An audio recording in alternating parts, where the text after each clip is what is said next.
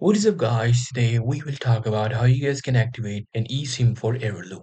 Well, the process is pretty simple. For that, you need to follow these simple instructions. First things first, log into your Airalo account. Now, after logging in, you just have to go to my eSIMs. Now, in my eSIMs, you just have to look for the eSIM you want to install and then tap details.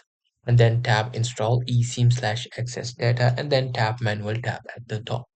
You should be able to see your SMDP address and activation code.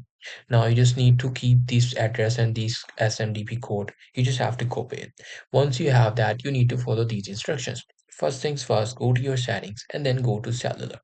In the cellular, tap on this add cellular plan. After tapping on add cellular plan, they will want you to add cellular plan. Here you have to tap on enter details manually.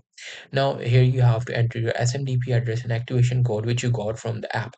This is how it will look. Just put it right here and there you go. Your SIM will be activated. Now afterwards you just have to go back to cellular, tap on this global eSIM and then turn on this line and then roaming data. So that's pretty much it. That's how you'll be able to do it. Hope you guys find this video helpful.